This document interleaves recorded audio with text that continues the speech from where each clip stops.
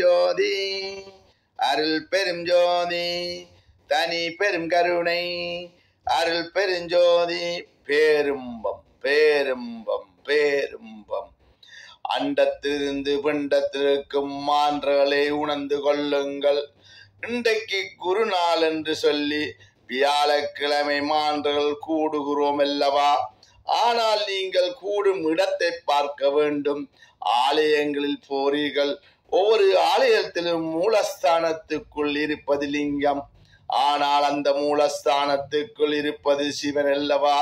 ஆனால் சக்தி இருக்கலாம், முருகன் இருக்கலாம், அம்மன் இருக்கலாம், அங்கே ஆஞ்சநேயர் இருக்க. எல்லா ஆலயங்களும் ஒவ்வொரு தெய்வத்தை வைத்து ஆலயங்களை உருவாக்கினாலும் அண்டத்தில் இருக்கிற ஆலயத்தின் மூலஸ்தானம் தான் பரமாத்மா.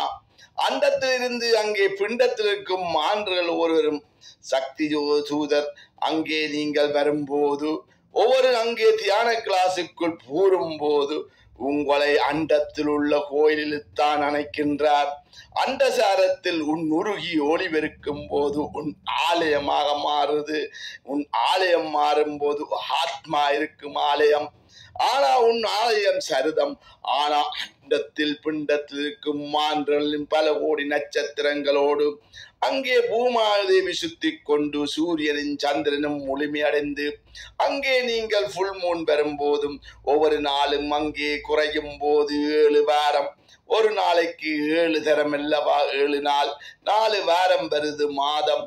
ஆனால் 7 நாளிலே ஒரு நாள் குருநாள் வருதல்லவா? உன்னுடைய 7 சக்கரங்களும் மலர்ந்து சதாக்களை மலரும் போது ஆராதாரம் தண்டி சதாக்களை மலரும் போது 7ம் மலர்ந்து சூரியனும் சந்திரனும் முழுமையடைய வேணும் அல்லவா? அதே போல் ஆலயத்துக்குள் உள்ள நவக்கிரகத்தை சுத்துறீர்கள். 9 நவக்கிரகத்தை சுத்தினாலும் ஆலயத்தில் சரியை கிரியை நடக்கிறது. ஆனால் யோகமும் ஞானமும் அண்டத்தில் இணைவதில்லை. ஆனால் அங்கே மூலஸ்தானத்துக்கு அங்கே பிராமணர்கள் ஒன்றுதான் போக முடியும் என்று சொல்லுவார்கள்.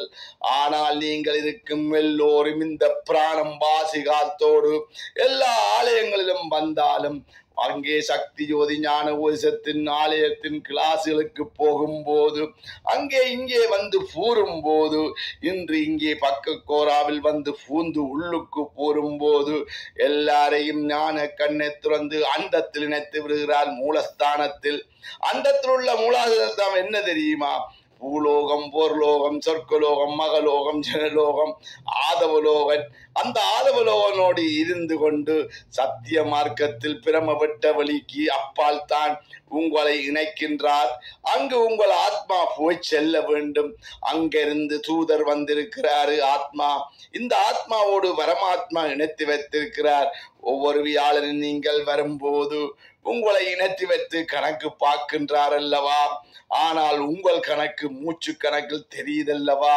அங்கே 3000 ஆண்டு வாழ்ந்த திருமுறையில் இருக்கின்றது அல்லவா? திருமூலர் என்ன சொன்னாரோ அதைத்தான் என்று சொல்லுகின்றார் என்றால் கணக்கு என்ன திருமுறையில் இருந்தாலும்.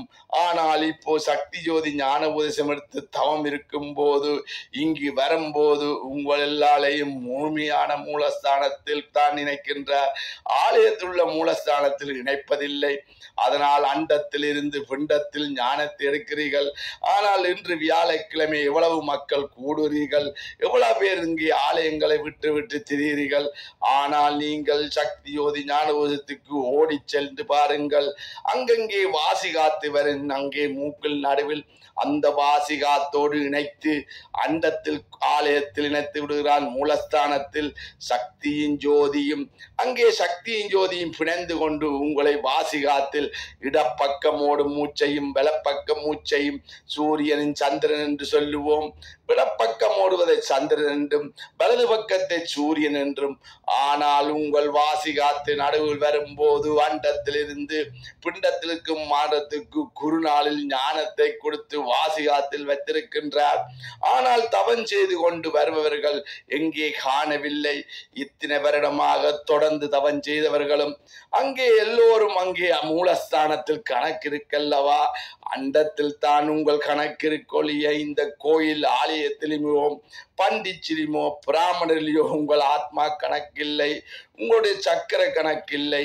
நவக்கிரக குறைபாடு ராகு கேது குரு புதன் சுக்கிரன், அங்கே எல்லாம் சனீஸ்வரன், இது எல்லாமே கழிப்பது அண்டத்தில் தான்.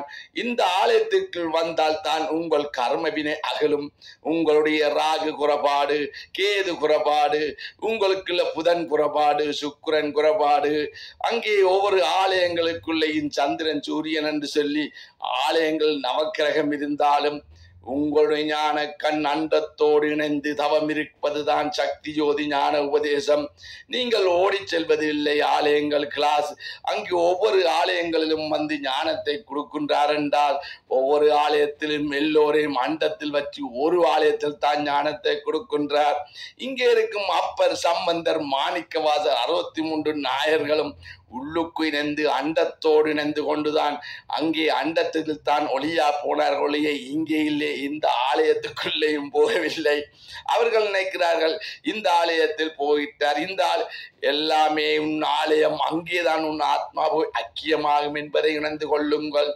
ஆத்மாவுக்கு ஞானத்தை கொடுப்பதென்றால் உன் சரிதத்தில் அறிவை கொடுக்கின்றான். ஞான அறிவில் இயங்க வேண்டும். உலகம் 1 அறிவு 2 அறிவு 3 அறிவு 4 அறிவு 5 அறிவு 6 அறிவு 7 அறிவில் ஞானி. ஆனால் 6 அறிவோடு இருந்து இங்கே தவம் செய்து கொண்டு 10 அறிவில் பேசுகின்றேன் அல்லவா. ஆனால் 10 அறிவில் பித்தன் பேசுகின்றான்.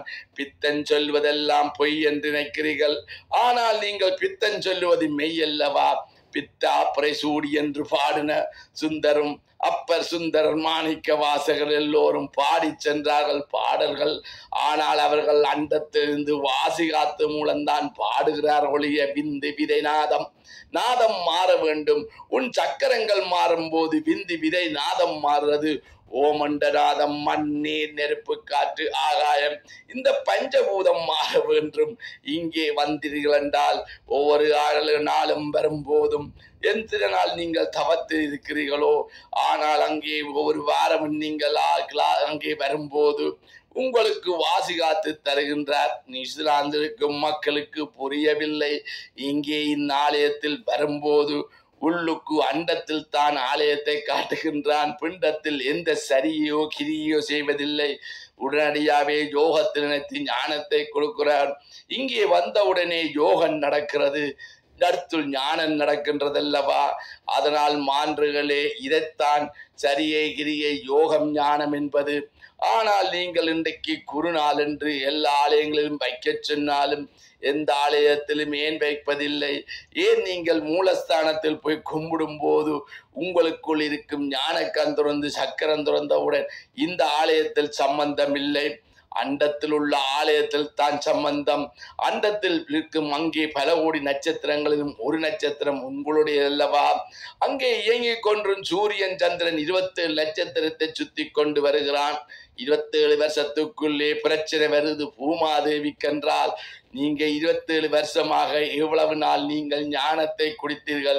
எப்படி உன் சரிதம் இருக்கு? உன் மூச்சு ஆயுள் எவ்வளவு தரம் இருக்குது? 60 வயதில் இறந்து விட்டீர்கள் என்றால் பூமியில் பிரச்சனை. ஆனால் 100 வயது விட்டு நோய் இல்லாமல் வாழ்ந்தால் பூமியில் மாற்றம் நடக்கும். அதுதான் நோயற்ற வாழ்வே குறையற்ற செல்வம். 16 காற்று இருக்கும் போது 16 செல்வமும் அண்டத்தில் இருந்து இந்த வாசிகாத்தில் இருக்கும் போது பூமியில் உங்கள் செல்வம் கிடைக்கும். இது எல்லாம் பேசுகின்றார். நீங்கள் லட்சுமி சரஸ்வதி அம்மன், அங்கே நீங்கள் யோசிக்கணும், கல்வியா செல்வமா வீரமா? இந்த கல்வி செல்வம் வீரம் என்பது உன் நவக்கிரகங்கள் 9 நவராத்திரி. அங்கே 9 சக்கரங்கள் இயங்கும் போது ஒவ்வொரு நாளுமே இங்கே வரும்போது நவராத்திரி. ஒவ்வொரு வியாழக்கிழையும் வரும்போது உங்களுக்கு நவராத்திரி அல்லவா. 7 நாள் முடிந்தவுடன் உங்கள் கணக்கு நவராத்திரி கணக்கு. அங்கே கல்வியா செல்வமா வீரமா? உங்களுக்கு பணம் வேண்டும், ஞானம் வேண்டும், வீரம் வேண்டும். அதுதானே உனக்கு கொடுக்கின்றான். உன் நிலையை பார்க்க வேண்டும். உங்கள் ஒவ்வொரு மனிதர்களின் நிலையை பாருங்கள். இந்த உபதேசம் ஞான உபதேசம் என்பது இந்த ஆலயத்தில் இல்லை என்பதை உணருங்கள். எப்பவும் இதுக்குள் வந்து விட்டால் உங்களை அண்டத்தில் மூலஸ்தானத்தில் நினைத்து விடுகிறார். எந்த மூலஸ்தானத்துக்கு உங்களுக்கு விருப்பம்? உலகத்திற்கும் எந்த மூலஸ்தானமும் பூமியில் இல்லை என்றதை யோசியுங்கள். அண்டத்தில் இருக்கிற மூலஸ்தானத்தில் இறங்குவதுதான் சக்தி ஜோதி ஞான உபதேசம் என்பதை இணையுங்கள். இதை எல்லோரும் மண்டத்தில் இருந்து பிண்டத்தில் எல்லோரும் மாண்டலும் வாசிகாத்தில் இருக்க வேண்டும். வேண்டும். இந்த வாசிகாத்தில் இருக்கும் போது ஆணவம் கண்மம் மாயை, இந்த ஆணவம் கண்மம் மாயை நாங்கள் திருநூறாக பூசுகின்றோம். ஆனால் ஆணவம் கண்மம் மாயை ஒளியும் போது இங்கே திருநூறு இல்லை. ஆனால் உன் சரிதம் இருக்கின்றது. மேலே போகும்போது உன் உரும்புள் எந்த சாம்பலும் இருக்காமல் ஊனுருகி ஒளியாக போக முடியும். இது உங்களுடைய அறிவை யோசியுங்கள். இந்த தவத்தில் இருக்கும் போது எல்லோரும் ஞானத்திலிருந்து நோயற்ற வாழ்வோடு குறையற்ற செல்வத்தோடு இருப்பதற்கு ஞானம் ஓடி செல்லுங்கள். விட்டது விட்டது தான், தொட்டது தொட்டது தான் கனவு. இங்கே மாண்டலுக்கு புரியவில்லை, மலேசியாவிற்கும் தூதர்களுக்கும் புரியவில்லை. அவர்களும் ஏதோ தான் தவம் எடுத்தோம் தூதர் எடுத்தோம் என்று போற்று செய்வதும் இல்லை. அவர்கள் செய்யும் போது தூதர் எங்கே இணைத்து விட்டார்? அந்த இடத்தை போய் பிடிக்க வேணும் அல்லவா? அந்தத்தில் இணைத்து விடுகிறார். சித்திவானில், பினாங்கில், அங்கே பத்துக்கேவில், எல்லா இடங்களிலும், அங்கே கிளாங், எல்லா ஆலயங்களிலுமே ஓடி ஓடி சென்றாலும் ஒவ்வொரு மாநிலங்களிலேயும் இணைச்சு விடுகின்றார் அல்லவா? ஒவ்வொரு மாநிலருக்கும் பாடசாலையில் இணைக்கின்றார். எல்லா பாடசாலையிலும் எல்லோரும் போய் குந்தி விட்டால் குறுநாள் என்று எல்லா பேரண்ட்ஸும் போய் குந்தி, பிள்ளைகளும் போய் கொண்டு அங்கே தவன் செய்து ஞானம் குடித்தால் எப்படி இருக்கும் என்று யோசித்து பாருங்கள். உங்களுடைய எல்லா பாடசாலையிலும் இணைத்து விடுகிறார். அண்டத்தில் உள்ள மூலஸ்தானத்தில் தான் உங்க இருக்கிற எந்த ஆலயத்திலுமையோ, பள்ளியிலுமோ, சேர்ச்சிலுமையோ, மொஸ்கிலையுமோ, அங்கே நீங்கள் யோசிக்க வேணும். நீங்கள் யோசிக்க வேணும். மக்காவுக்கோ அங்கேயும் இல்லை. எல்லாமே அண்டத்தில் தான் நிறைகிறது. அங்கே மக்கா, மதீனா, அங்கே இந்தியாவில் அங்கே காவு, அங்கே இருக்கிற ஆலயங்களிலும் இல்லை. இந்தியா எந்த ஆலயத்திலும் இணையவில்லை, இமயமலையிலும் இணைக்கவில்லை. இணைக்கின்றேன் அண்டத்தில் என்பதை யோசியுங்கள். சிவன் சொத்து கொலநாசம் என்பது என்ன? சிவன் சொத்து பஞ்சபூதம், மண், நீர், நெருப்பு, காற்று உன் ஆலயம். அதனால் இந்த சொத்தை பிடித்துக் கொள்ளுங்கள். நீங்கள் எப்போதுமே உன் பஞ்சபூதத்தோடு ஒழுங்காக இருக்க வேண்டும். அண்டத்தில் இருக்க வாசிகாத்தில் பஞ்சபூதம் இயங்க வேண்டும். அமுதம் வர வேண்டும். ஞானக்கணைத்து ஞான அமுதத்தை குடியுங்கள். பேரும்பம் பேரும்பம் பேரும்பம்.